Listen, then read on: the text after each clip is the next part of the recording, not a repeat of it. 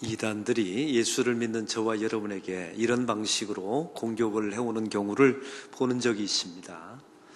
이단들이 우리에게 이런 질문을 합니다. 당신은 구원받았습니까? 예, 구원받았습니다. 당신은 구원받았다는 사실을 어떻게 알 수 있습니까? 그럼 우리가 대답하죠. 믿음으로 말미암아 의롭게 되었다는 말씀을 저는 믿습니다. 저는 예수님을 믿기 때문에 구원받았다 확신합니다. 이렇게 대답하죠. 그러면 그들이 이렇게 묻습니다. 당신은 구원받은 날짜를 말해보세요. 이때부터 헷갈리기 시작하는 겁니다. 날짜가 기억이 안 나는 거예요. 세례받은 날짜는 기억나는데 구원받은 날짜를 대라니 이게 기억할 수가 있나요? 다시 묻습니다. 당신은 믿음을 가졌다고 말하죠? 그 믿은 날짜와 장소와 시간을 말해보십시오. 이때부터는 정말 헷갈리게 되는 겁니다. 이때 이단들이 이렇게 말합니다. 당신 그렇게 중요한 날짜를 기억 못한다고요? 당신은 구원받은 게 아닙니다. 당신은 믿음을 가졌다고요? 날짜를 대지 못하고 시간과 장소를 대지 못하는 당신의 믿음은 가짜입니다. 이렇게 공격해 옵니다. 사랑하는 성도 여러분, 이런 말에 속지 마시기를 바랍니다. 세상에 보면 우리의 구원받은 날짜, 믿은 날짜를 기억하지 못하는 두 가지 이유가 있습니다.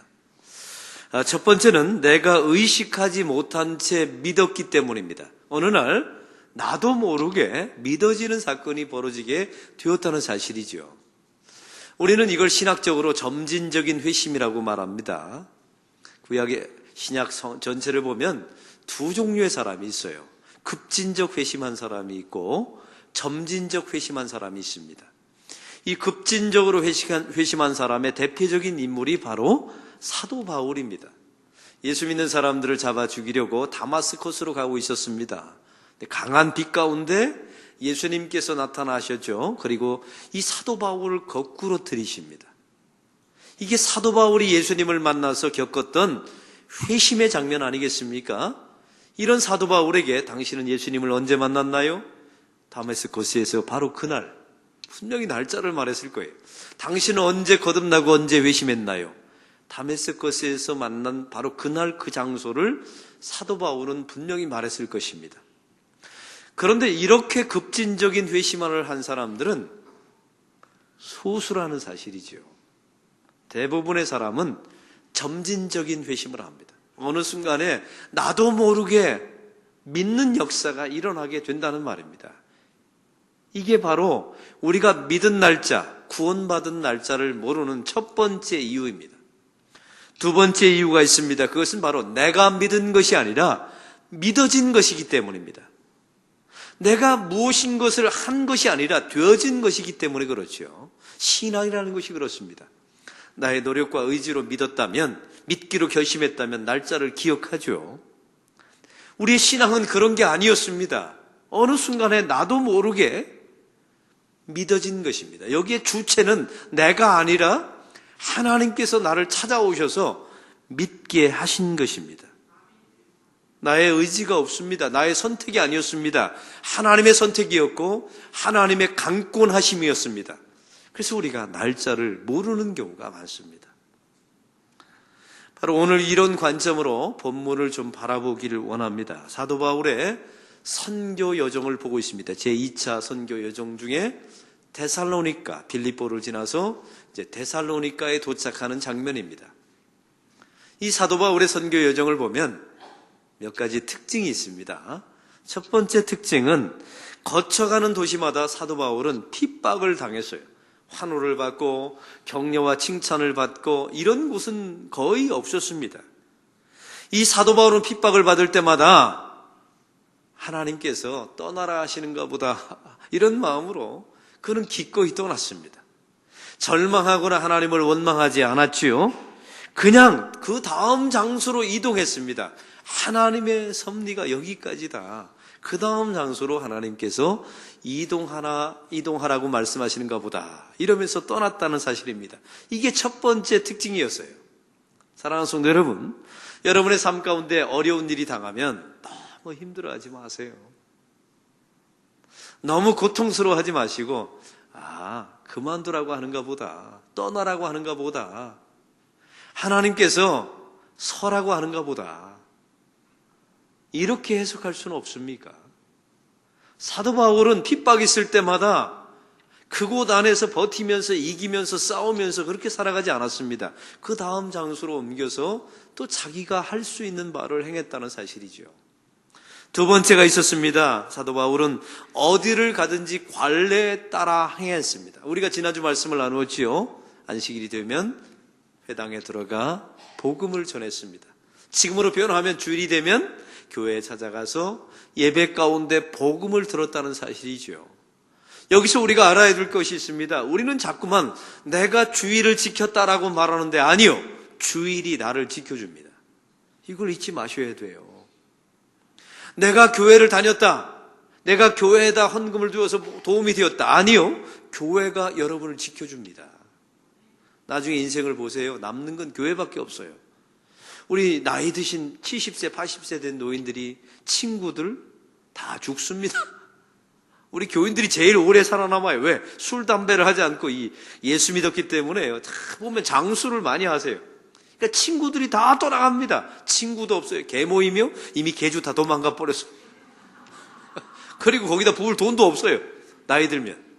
마지막에 남는 게 교회가 남습니다. 그래서 교회가 저와 여러분의 인생을 지켜주는 거예요. 복음도 마찬가지입니다. 내가 복음을 들었지요? 내가 받아들인 것처럼 느껴집니다. 아니요. 복음이 나를 지켜주는 것입니다. 또한 세 번째 특징이 있습니다. 사도 바울은 어떤 건물이나 제도나 또 조직을 만든 적이 없습니다. 사도 바울은 항상 복음을 전했습니다. 그 복음 자체가 싹이 트고 열매가 되어서 교회가 된 것입니다. 이걸 잊지 마십시오. 내가 살아가면서 위대한 업적과 건물과 조직과 제도를 만들겠다고요? 그건 하나님의 뜻이 아닙니다. 여러분의 입술을 통해서 증거되어진 하나님의 말씀, 여러분의 입술을 통해서 선포된 그리스도의 복음이 남는 겁니다. 그리고 네 번째 특징, 기간이 길지 않았어요. 사도 바울은 빌립보에서 1년을 보냈지, 한 달을 보냈지요. 그리고 데살로니가에서 3주를 보내게 됩니다. 기간이 짧았습니다. 이 데살로니가에서 사도 바울이 전달한 복음은 무엇이었습니까? 두 가지였습니다. 우리가 지난주에 말씀을 나눴습니다. 사도 바울이 선포하기를 그리스도가 반드시 죽어야 하고 그리스도가 반드시 살아나셔야만 합니다. 그리고 이 예수가 바로 그리스도이십니다. 이 두 가지 복음을 아주 선명하게 전합니다. 사랑하는 성도 여러분, 그 복음 안에는 어떤 뜻이 담겨져 있었다고요? 그리스도가 반드시 죽어야 합니다. 이 안에는 우리 모두는 죄인입니다. 스스로 우리는 자기 자신의 죄를 해결할 수가 없습니다. 우리는 내 구원에 기여한 바가 전혀 할 수도 없고 끼칠 수도 없습니다. 그래서 대속자인 예수 그리스도가 우리의 죄를 위하여 죽어야 합니다. 그분은 죄가 없으시고 사람의 몸을 입고 오셔서 우리 대신 사망의 사건을 경험하신 것입니다. 이게 복음의 첫 번째 내용이었어요. 이것으로 끝나면 심판과 저주이죠. 그분은 우리를 의롭다 하시기 위해서 다시 살아나셔야 됐습니다. 할렐루야. 우리를 새로운 존재, 새로운 피조물, 새 생명 안에 있는 존재로 확신시키기 위해서 하나님의 아들이 무덤을 깨트리고 바로 부활하신 것입니다. 바로 이 예수가 당신들이 기다렸던 메시아입니다. 이게 사도 바울의 복음이었습니다. 그런데 이 복음을 전하는 행위와 과정을 오늘 성경은 이렇게 표현합니다. 3절에 이렇게 말하죠. 뜻을 풀어. 한번 따라해 봅시다. 뜻을 풀어. 뜻을 풀어. 이걸 우리 새번역 성경에 보면 이렇게 나와 있어요. 뜻을 해석하여 증명하다라고 나와 있습니다. 이것은 사전적인 의미이고요. 그러면 이 뜻을 풀어 사도 바울이 그 복음을 전할 때 그 복음, 주 예수가 반드시 죽어야 되고 반드시 살아나야 하며 바로 그 예수가 그리스도 메시아이십니다. 이것을 뜻을 풀었다는 것은 세 가지의 신학적인 의미가 담겨져 있습니다. 이 뜻을 풀어라는 단어는 첫 번째로 씨를 심고 뿌리다라는 의미를 담고 있습니다. 사도 바울의 전한 복음을 보십시오. 씨앗과 같았습니다. 사도 바울은 그 씨앗을 쭉 뿌리고 떠나갑니다. 그리고 그 자리에 있을 수도 없었어요. 왜냐하면 핍박이 있었기 때문에 도망갈 수밖에 없었습니다. 사도 바울은 떠났습니다. 아니, 사라졌습니다. 그러나 놀라운 사실은 사도 바울이 쭉 뿌리고 간 곳에 복음의 씨앗이 남은 겁니다. 그 복음의 씨앗은 하나의 능력이 있어요. 그 안에 생명이 있습니다. 그 생명이 싹을 트네요. 그리고 나중에 시간이 좀 걸렸지만 싹이 터서 열매가 되고 거목의 나무가 되고 그것이 바로 교회가 된 줄로 믿습니다. 사랑하는 성도 여러분, 복음이라는 씨앗을 뿌리고 떠나갔어요? 아니, 도망갔습니다. 그러나 하나님께서 그곳에 생명의 역사를 일으키십니다. 사도 바울은 관례에 따라, 습관에 따라 자기 일을 한 것입니다. 놀라운 사실은 하나님께서 하나님의 일을 하셨습니다. 사도 바울은 내가 이 씨앗을 뿌리면 내가 거둘 것이다, 이런 상상을 하고 뿌린 게 아니에요. 그는 그저 뿌리고 핍박을 받아 떠났습니다. 사라졌습니다. 그리고 3주밖에 있지 않았지요. 3주 있었다는 말은 3번의 안식일을 겪었다는 말이지요. 다시 말하면 회당에서 3번 말씀을 전한 겁니다. 얼마나 미약합니까? 그리고 허겁지겁 핍박을 피해서 도망갈 수밖에 없었습니다. 그런데 그 안에, 그 복음 안에 생명이 있었기 때문에 그것이 싹이 나고 열매가 되어서 데살로니가 교회를 이루게 된 줄로 믿습니다. 사랑하는 성도 여러분, 사람은 본래 그렇습니다. 사람은 다 떠납니다. 목사도 복음을 전하는 자이지만 목사도 때가 되면 은퇴하게 되고 또 때가 되면 죽기도 하고요. 말씀을 전하는 자들은 다 씨앗을 뿌리고 떠납니다. 그러나 염려하지 마세요. 이것은 저와 여러분의 사람의 문제가 아니었던 겁니다. 제도와 조직의 문제가 아니었던 거예요. 저와 여러분이 뿌렸던 그 복음이 무엇이냐? 남겨진 것이 무엇이냐? 바로 이게 가장 중요한 것입니다. 복음이 남으면 생명이 있기 때문에 싹이 나고 반드시 열매를 거두게 될 줄로 믿습니다. 그 말씀이 교회를 지켜나가는 것입니다. 목사가 지키는 게 아니에요. 건물이 지켜나가는 게 아닙니다. 사도행전 20장에 보면 사도 바울이 에베소에서 3년 동안을 목회합니다. 그래서 에베소 교회를 창립하게 되고 교인들과 함께 많이 예배하게 되고 말씀을 가르치게 되었죠. 밤낮 쉬지 않고 눈물로 그들을 양육하고 가르쳤습니다. 그런데 사도 바울이 3년째 떠나면서 이렇게 말합니다. 잘 들어보십시오. 사도행전 20장 32절. 내가 지금 여러분을 주와 및 그 은혜의 말씀에 부탁하노니 그 말씀이 여러분을 능히 든든히 세우사.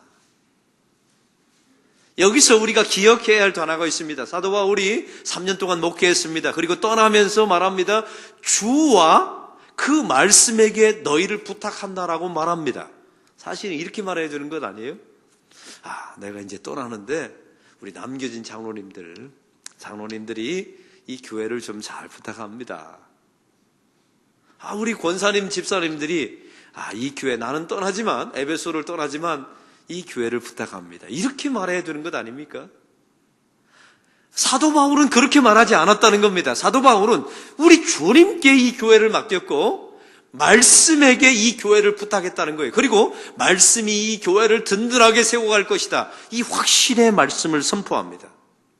사랑하는 성도 여러분, 떠나면서 사람에게 부탁하지 않았습니다. 말씀에게 부탁했습니다. 왜요? 말씀이 뜻이면 그 뜻이 그 안에 생명이 있고, 사도 바울은 떠납니다. 그러나 그 생명의 안에 싹이 터서 열매를 맺기 때문에 그렇습니다. 사도 바울은 언젠가 떠납니다. 죽습니다. 그러나 그가 전한 복음이 남은 겁니다. 그 복음 안에 생명이 싹 터서 데살로니가 교회라고 하는 거목과 열매가 맺게 된 것이죠. 복음 안에는 그 자체 안에 능력이 있다는 사실을 믿으시기 바랍니다. 그래서 우리가 알고 있는 요한복음 8장 32절은 우리에게 말합니다. 진리를 알지니 진리가 너희를 자유하게 하리라. 이렇게 선포합니다. 건물과 제도와 시스템이 성도를 살리는 게 아닙니다. 저는요, 우리 교회가 이제 비전센터를 건축하죠. 교회 전체를 리모델링하게 될 겁니다. 아주 새로운 어마어마한 교회가 새로 나오게 될 거예요. 건평 2,000평, 지금의 2배 되는 건물이 나올 겁니다. 근데 저는요, 담임 목사로서 제 얼굴에 걱정하는 것처럼 보이세요? 걱정이 없어 보이세요? 없어 보이죠? 맞아요. 저는 진짜 걱정이 없어요. 왜냐하면요, 저는 거기다 소망을 두지는 않았어요. 그냥 우리 건축위원회가 잘 해주시겠지, 이런 확신의 마음이 있고요.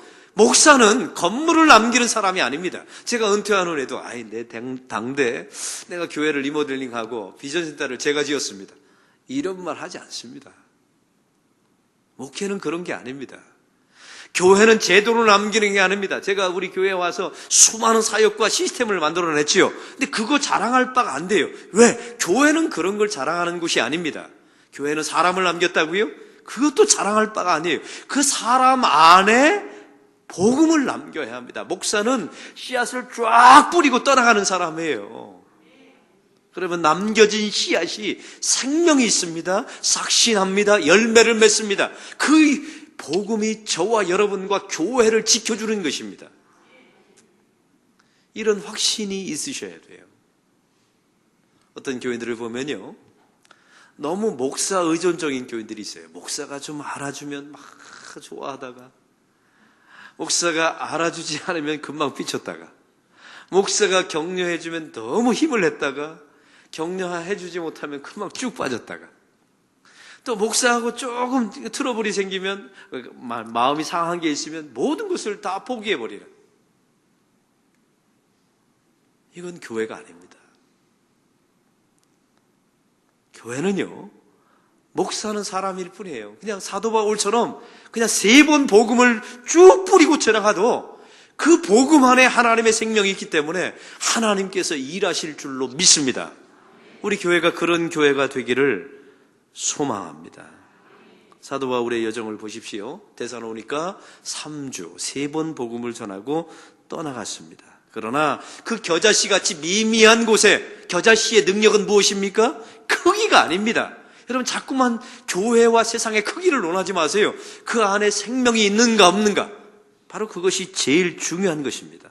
사도 바울은 인간적인 인기를 추구하지 않았습니다. 새몰이를 하지 않았습니다. 나의 사람으로 만들고 이런 노력하지도 않았어요.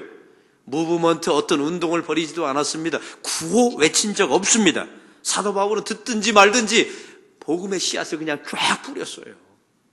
찬성을 받든지 반대받든지 개의치 하지 않았습니다. 주의 복음을 전파한 겁니다. 무식하게 전했어요. 사도 바울은 아마 이런 정체성을 가지고 있었던 것 같습니다. 나는 복음을 뿌리는 사람이다. 그리고 나는 지나갈 것이며 나는 사라질 것이다. 사랑하는 성도 여러분, 그러나 남겨진 것이 있습니다. 복음이 남게 되고 말씀이 남게 되고 그 말씀이 저와 여러분을 지켜주는 것입니다. 저는 우리 안락교회에서 지금 9년째 목회하고 있는데 저희 설교 패턴을 여러분이 이제 아실 겁니다. 이미 누가복음을 주일날 대예배 시간에 3년을 설교했어요. 그리고 사도행전을 지금 절반밖에 못했는데 1년 6개월 했습니다. 앞으로 1년 6개월 더 해야 사도행전이 끝나요. 이게 9년 걸린 겁니다. 놀라지도 않아요. 새벽 설교 때면 마태복음서부터 계시록까지 7년을 한 절도 빼놓지 않고 강의하고 다시 돌아와서 이제 마태복음서 시작해서 누가복음 왔습니다. 신약을 3번 설교하면요, 새벽 설교하면 저는 은퇴합니다. 제 앞으로의 계획이 있어요. 여러분, 수요일 날에는 창세기부터 시작해서 지금 열왕기 하까지 가고 있지 않습니까? 저는 계획이 있습니다. 이 사도행전을 끝난 후에 창세기를 7년 동안 제가 주일날 강의하고, 로마서를 3년간 강의하고, 에베소서를 4년 강의하고 저는 은퇴합니다. 이게 14년 남은 겁니다. 남의 일이라고 별로 그런 날이 올까요, 안 올까요? 당연히 오죠. 목사는 이렇게 하고 그냥 성경 4권 전하고 그냥 떠나가는 거예요. 23년간 제가 하는 건 누가복음, 사도행전, 창세기, 로마서, 거기다 에베소서 이렇게 전달하고 제 인생을 목회 인생을 마치는 겁니다. 목사는 그렇게 사라지고 없어집니다. 그런데 목사가 전한 그 복음이 남는 겁니다. 그리고 그 복음이 싹시 나서 생명이 되며 교인들을 살리게 될 줄로 믿습니다. 제가 이렇게 말했더니요, 제 친구들이 그러더라고요. 목사, 누가복음 3년, 사도행전 앞으로 3년 하면 너 당신 쫓겨나지 않아? 그러더라고요. 그래서 우리 교인들 단 한 명도, 참 우리 교인들 대단해요. 단 한 명도 이의 제기를 한 분이 없어요. 제가 이야기를 했더니 제 친구들이 안 믿는 겁니다. 야, 어떻게 그럴 수 있냐고. 이게 바로 교회의 능력입니다. 이 말씀의 능력이 교회 안에 이미 시작된 줄로 믿습니다. 목회는 건물을 남기는 게 아닙니다. 목회는 어떤 제도와 시스템과 제자 훈련을 남기는 게 아닙니다. 목회는 사람을 남기는 것도 아닙니다. 목회는 씨앗을 쭉 뿌리고 그냥 지나가는 겁니다. 여러분도 마찬가지예요. 여러분의 자녀에게 말씀과 복음을 쭉 전하고 부모도 떠나가는 거예요. 그러면 그 자녀들 안에 복음이 남아서 싹시 나서 생명의 역사가 일어나게 될 줄로 믿습니다. 이게 바로 뜻을 풀어라고 하는 첫 번째 의미입니다. 뜻을 풀어라고 하는 의미는 두 번째로 하늘이 열리며 계시가 전달되다. 한번 따라해 봅시다. 하늘이 열리며 계시가 전달되다. 바로 이런 의미입니다. 여러분, 계시라는 무엇이 무슨 말입니까? 하나님께서 리빌레이션, 자기 자신을 백성에게 보이신다는 거예요. 여기는 중요한 의미가 담겨져 있습니다. 내가 보고 싶다고 해서 보는 게 아닙니다. 기독교는요, 우리 신앙은 신비와 기적과 계시인데 이것은 이렇습니다. 내가 만나고 싶다고 해서 만나지는 게 아니에요. 하나님께서 당신을 드러내셔야만 우리가 그제서야 볼 수 있습니다. 만날 수 있습니다. 들을 수 있습니다. 찾을 수 있습니다. 이게 바로 기독교입니다. 그래서 성경은 IQ로 깨닫는 게 아닙니다. 성경은 지식으로, 나의 경험으로 성경을 깨닫고 알게 되는 게 아니에요. 만약 그렇다면 유대인들이 예수님을 제일 먼저 믿어야 합니다. 성령이 내 안에 내주하셔서 깨닫게 되는 것입니다. 사랑하는 성도 여러분, 내가 믿는 것이 아니라 믿어지는 거예요. 내가 만나는 게 아니라 만나지는 것입니다. 내가 하는 것이 아닙니다. 여러분, 우리 연세 드신 분들은 알 거예요. 내가 열심히 해보려고 했죠. 어제도 한 분하고 통화를 했는데, 목사님, 기가 막힌 일이 있었습니다. 나게 사업을 하는데 반토막이 났습니다. 이런 날이 올 줄 몰랐다고 그런 이야기를 하시는 거예요. 우리 힘으로 되는 게 하나도 없습니다. 사실은 궁극적으로 그걸 깨닫게 돼요. 어떤 때는 시대의 힘을 빌릴 때도 있어요. 어떤 때는 사람의 힘을 빌릴 때도 있습니다. 어떤 때 하나님의 힘을 빌리지 않으면 안 되는 일이 너무 많다는 사실을 나이가 점점 들면 알게 됩니다. 내가 하는 게 아니라 되어지는 것임을 깨닫게 됩니다. 바로 오늘 성경에 나와 있는 뜻을 풀어라는 의미가 바로 그거예요. 하나님께서 나의 노력으로 열리고 깨닫고 알고 믿는 것이 아닙니다. 어느 날 갑자기 하나님께서 강권하셔서 찾아오셔서 믿게 하시고 되어지게 하시는 것입니다. 그래서 우리는 자랑할 바가 없어요. 하나님께 모든 영광을 돌릴 수밖에 없지요. 야곱을 보십시오. 형을 에서를 피해서 도망갑니다. 광야에서 베델에서 잠을 들게 되죠. 그때 사다리에서 천사가 오르락내리락 합니다. 야곱이 하나님을 찾은 게 아닙니다. 그냥 잠들었을 뿐입니다. 그런데 하나님께서 찾아오셨습니다. 그리고 야곱의 인생에 하나님이 주도적으로 개입하십니다. 계시라는 말은 나로부터 시작된 동기가 아니에요. 하나님께로부터, 외부로부터 시작된 동기입니다. 우리 신앙도 마찬가지입니다. 무엇인가 노력과 의지로 되는 것이 아니라는 사실을 잊지 마시기 바랍니다. 저는 그래서 겨자씨 비유를 아주 좋아합니다. 겨자씨는 특징이 있죠. 작습니다. 눈에 보이지도 않아요. 그런데 시간과 온도와 습기를 딱 만나면 싹이 나요. 여기서 중요한 교훈이 있습니다. 왜 주님께서 하나님 나라를 겨자씨 비유로 말씀하셨을까요? 첫째는 겨자씨 안에 생명이 있기 때문이고요. 두 번째가 중요합니다. 겨자씨는 노력하지 않습니다. 시간과 온도와 습기를 만나면 알아서 싹이 틉니다. 왜냐하면 그 안에 무엇이 있기 때문에? 생명이 있기 때문에. 이게 하나님 나라의 비유의 가장 중요한 정신입니다. 알아서 싹터요. 그 안에 복음이 있으면, 생명이 있으면 말이죠. 그 다음 비유를 아십니까? 소금과 빛의 비유입니다. 너희는 세상의 빛이라 소금이라. 이 비유에 보면 어떤 분들은 그래요. 세상을 썩지 말게 만들어야지. 내가 어두운 세상을 비추어야지. 잘못 적용한 겁니다. 여기서 가장 중요한 것은요, 빛은 노력하지 않는다는 사실이에요. 우리 안에 예수님의 빛이 쭉 비치면 세상을 밝게 할 것 아닙니까? 빛은 노력하지 않아요. 그냥 비춥니다. 그러면 어둠이 물러가죠. 소금은요, 세상을 나는 썩지 말게 방부제 역할을 해야지 이렇게 노력하지 않습니다. 그냥 되는 겁니다. 되어지는 것입니다. 왜? 그게 소금이니까요. 빛이니까요. 할렐루야. 기독교는 무엇인가를 하는 종교가 아닙니다. 성경에 보면요, 우리가 해야 될 것이 있고 해서 안 되는 게 있어요. 한다고 되는 게 아닌 게 있습니다. 우리가 열심히 해야 되는 것은 좋은 습관을 들이는 것. 예배당에 나와서 예배하고 기도하고 중보기도하고 헌금하고 이런 습관을 들이는 것은 우리 의지와 노력으로 되죠. 그러나 내가 무엇인가를 의지로 되는 것이 아닌 것들이 있습니다. 이 하나님께서 우리를 찾아오시는 것, 주의 은혜를 베풀어 주시는 것, 회개하는 것, 이것은 나의 힘으로 되는 게 아닙니다. 그래서 어떤 분들은 큰 믿음, 작은 믿음 이렇게 구별하는 분이 있는데 그게 중요한 게 아니에요. 믿음 자체가 하나님의 선물이며 믿어졌다는 것이 신비요 기적이요, 이것이 계시임을 믿으시기 바랍니다. 우리 교회에 어떤 분이 계신데 이분은요, 남자분이세요. 얼마나 도덕적으로 깨끗하게 사시는지 몰라요. 이분하고 있으면요, 가족들이 그럽니다. 숨이 막힌답니다. 얼마나 깨끗하게 살고 얼마나 결벽한지요. 신호등 칼같이 지켜요. 이분이 저한테 자랑했어요. 목사님, 저는 평생에 신호등을 어겨본 적이 없습니다. 그러더라고요. 그리고 거짓말하는 적도 별로 없고. 근데 이분에게 없는 게 있어요. 은혜가 없어요. 왜 은혜가 없을까요? 죄인임을 고백을 안 하는 겁니다. 이분이 그래요. 목사님, 기분 나쁩니다. 뭐가 기분 나빠요? 왜 자꾸만 죄인이라고 말씀하십니까? 나는 착한 일 많이 했는데, 나는 거짓말한 것이 별로 없는데.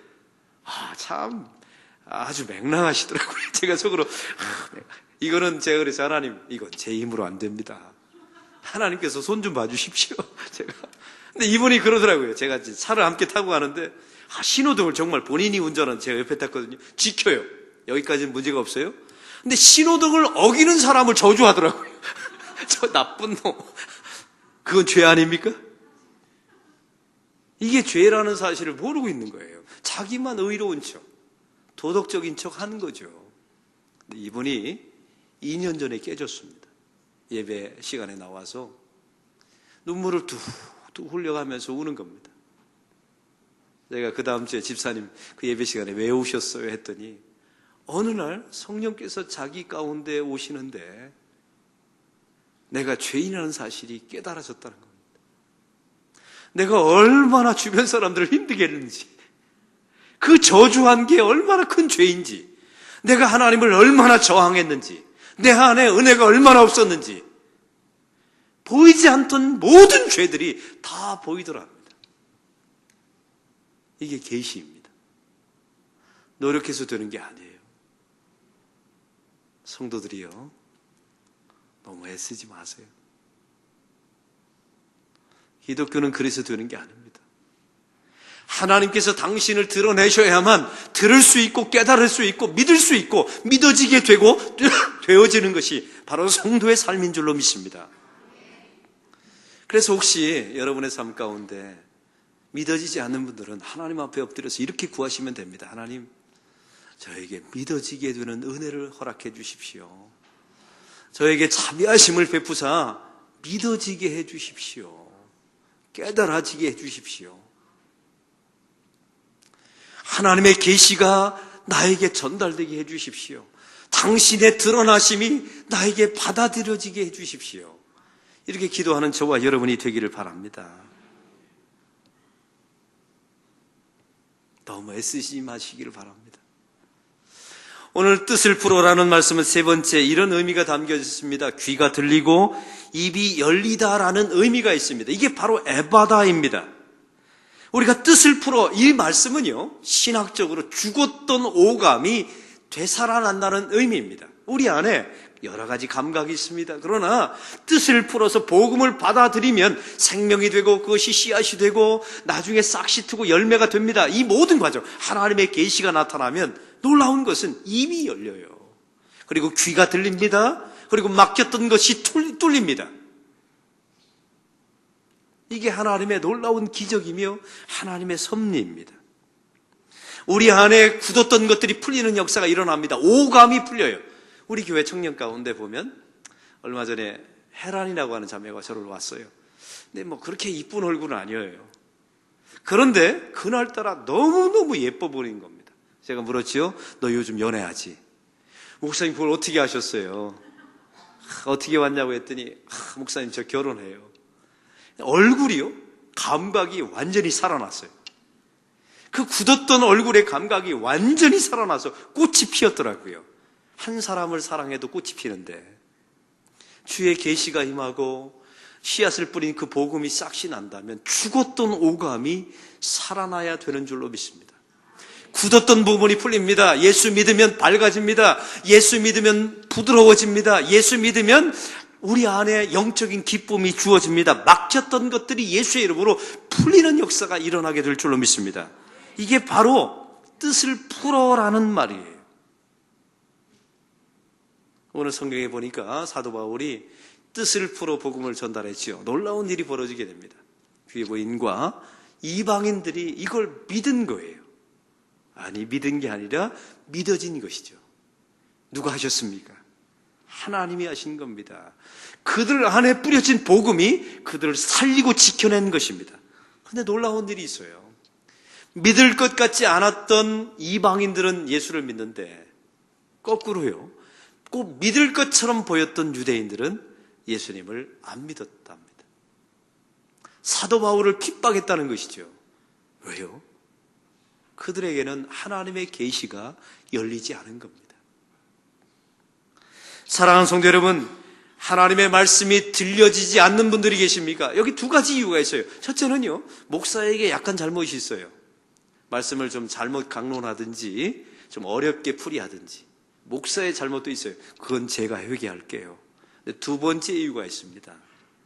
여러분의 자신의 영적인 상태를 철저하게 하나님 앞에 점검해 보시기 바랍니다.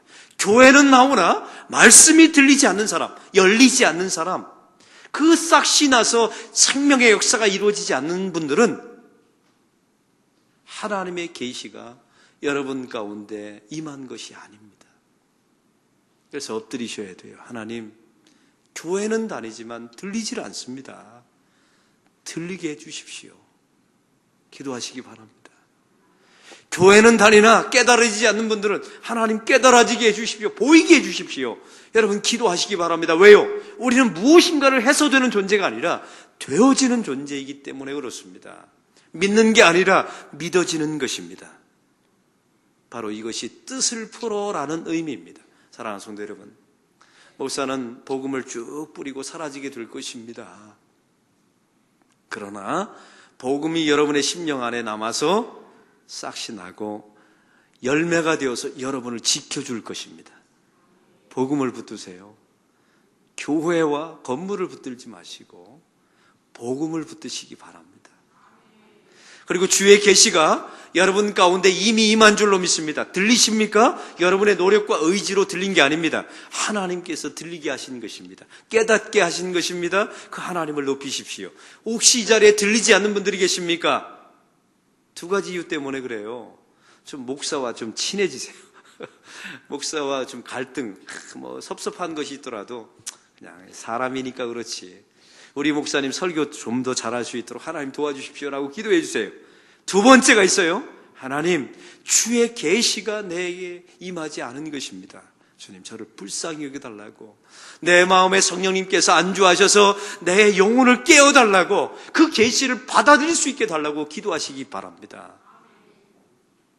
그렇게 될 때 저와 여러분의 막혔던 귀는 열리게 되며 또 우리 막혔던 입이 열리게 되고 깨달아지지 않았던 영안이 열리게 되게 하시사 모든 말씀이 깨달아지는 역사가 있게 될 것입니다. 그래서 주여 아멘 맞습니다. 그 말씀이 저의 주신 말씀입니다. 이렇게 고백하는 역사가 일어나게 될 것입니다. 하나님 아버지, 오늘 말씀을 통하여 뜻을 풀어 이 말씀은 씨앗을 뿌리며 계시가 우리 가운데 찾아오시며 그리고 막혔던 것들이 열리고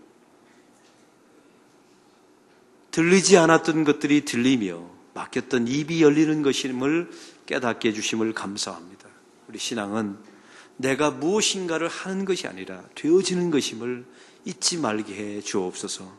내가 믿은 것이 아니라 믿어진 것임을, 이 모든 것이 하나님이 찾아오셔서 믿어지게 해주신 것임을 알고 감사할 줄 아는 하나님의 사람들이 되게 하여 주옵소서. 인생을 지금껏 살아왔지만 무엇인가를 해보려 했지만 얻은 것이 별로 없음을 주님 앞에 고백합니다. 왜냐하면 내가 무엇인가를 하는 인생이 아니라 되어지는 인생임을 깨닫게 하여 주옵소서. 그 하나님의 뜻에 온전히 반응하며 순종하며 엎드리며 사는 하나님의 백성들의 삶이 되게 하옵소서. 예수 그리스도의 이름으로 기도하옵나이다. 아멘.